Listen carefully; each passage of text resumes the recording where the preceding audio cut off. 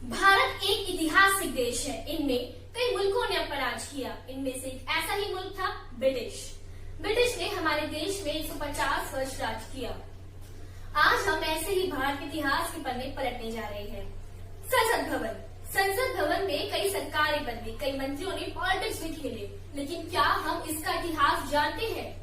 वर्तमान में श्री नरेंद्र मोदी ने जिस संसद भवन का प्रस्ताव रखा है उसके बारे में हम सब बखूबी वाकिफ है। हम सब जानते हैं कि वो कितना क्षेत्रफल में बनेगा, कितना उसमें खर्चा आएगा, इत्यादि इत्यादि। लेकिन क्या हम वर्तमान के संसद भवन के बारे में सारी जानकारी जानते हैं?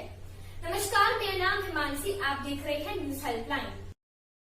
संसद भवन के इतिहास के बारे में जानने के लिए हमें साल 1911 में जाना पड़ेगा। 12 दिसंबर 1911 में ब्रिटिश ने कोलकाता से राजधानी बदलकर दिल्ली रख दी थी। ठीक उसी समय ब्रिटेन के राजा जॉर्ज पंचम और उनकी पत्नी queen Mary of Teck Bharat आए थे। उनके स्वागत में दिल्ली दरबार लगाया गया। संसद भवन बनाने का जिम्मा एडविन लुटियंस और हर्बर्ट बेकर्स को दिया गया। हर्बर्ट बेकर चाहते थे कि इसको त्रिकोण शेप का बनाया जाए, जिसके साइड में सदन हो और बीच में सेंट्रल हो। वहीं एडविन लुटियंस का मानना कुछ अलग था।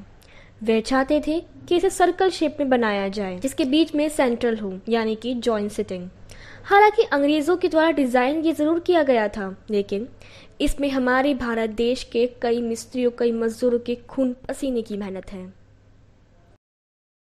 संसद भवन को अगर आगे से देखें तो यह गोलाकार दिखता है, लेकिन अगर इसको ऊपर से देखा जाए तो इसमें 3 कोनों में सदन है और बीच में सेंट्रल बनाया गया है, जो जॉइंट सिटिंग के लिए यूज होता है।